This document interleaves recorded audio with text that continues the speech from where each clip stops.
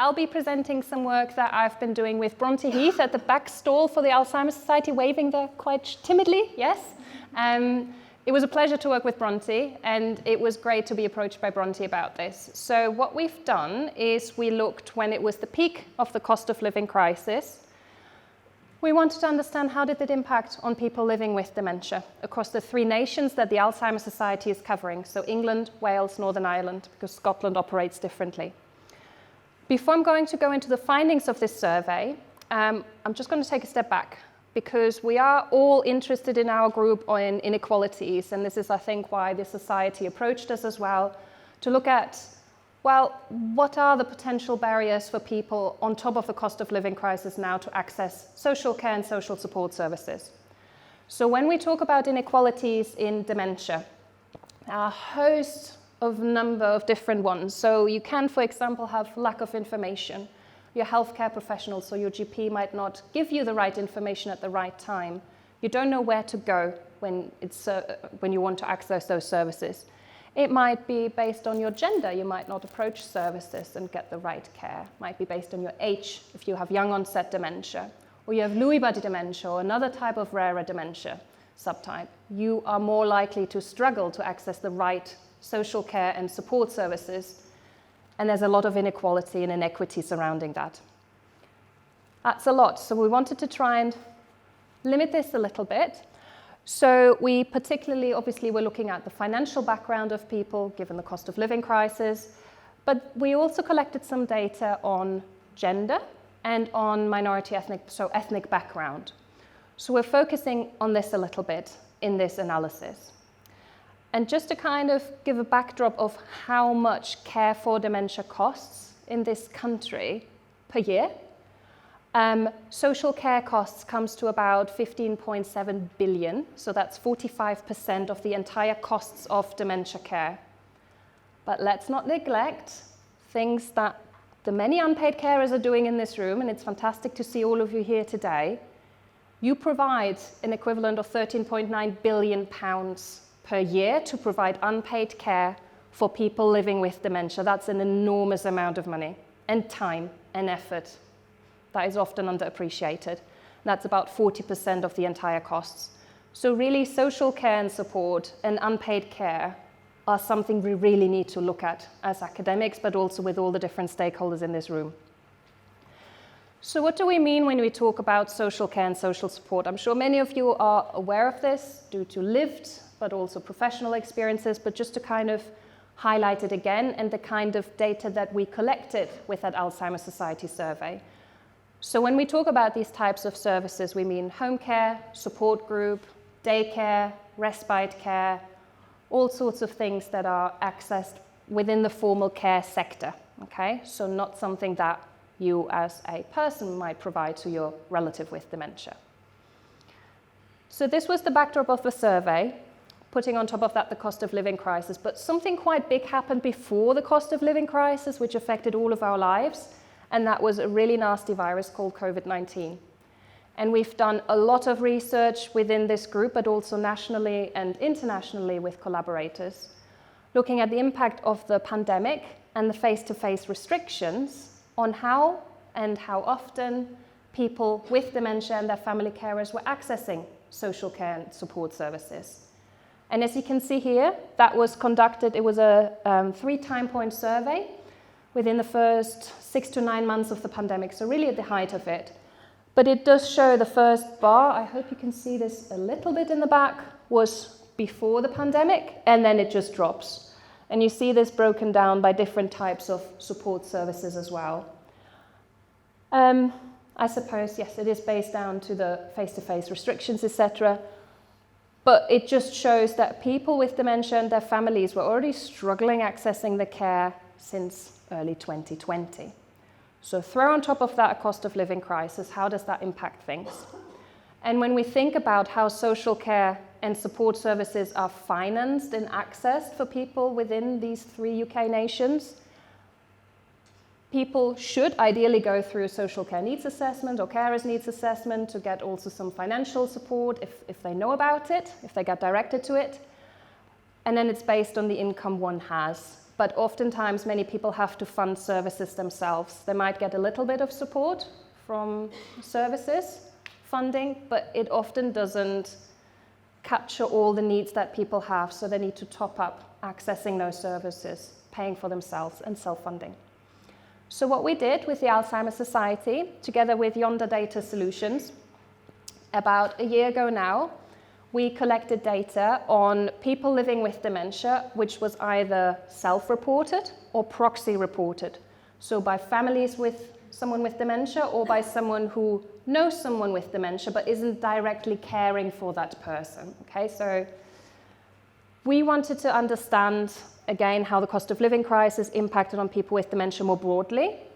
So can they afford basic necessities, food, heating, etc.? But particularly for this analysis, we focused on, can they still access social care and support services, the really key thing. So the survey was co-designed with academics, us at the University of Liverpool, Alzheimer's Society, and also a group of people living with dementia, supported by the Alzheimer's Society, so all co-produced.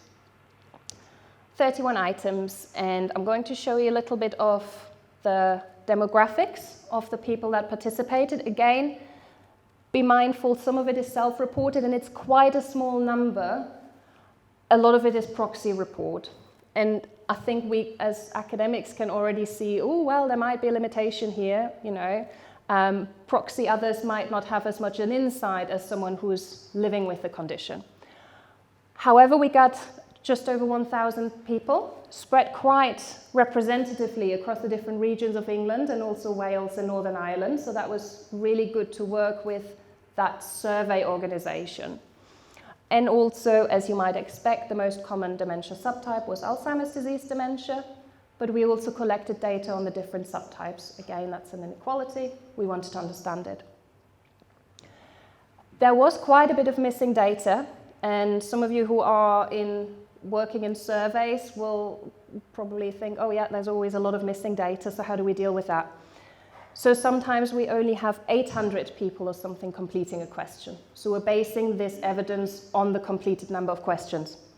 So for example, for this, we asked people, are you accessing social care and support services? And here you see 68% of those that completed the question said, yes, we are, or yes, the person with dementia is. And here you see a breakdown. The most common type of support service was home care.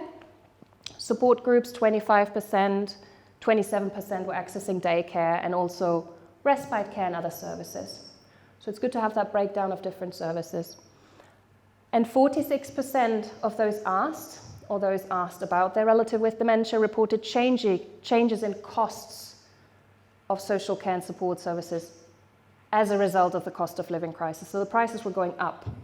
And that's not what we need, because the costs are already high anyways. So here you see a little bit of a breakdown, and I'm sorry if this is not too visible for people at the back, but basically what we did, we broke it down by, is it £10 extra a month, is it £20 extra a month, £30, etc.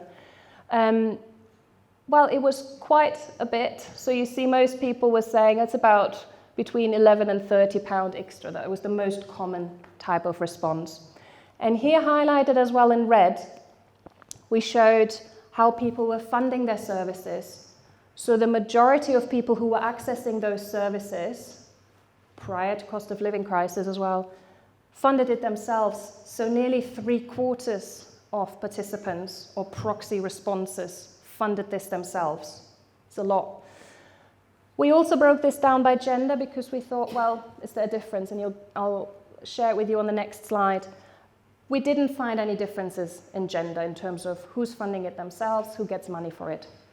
But, so when we ran logistic regression modeling, we found that, well, overall, 1 in 5 people with dementia had reduced access to social care and social support services as a result of the cost of living crisis.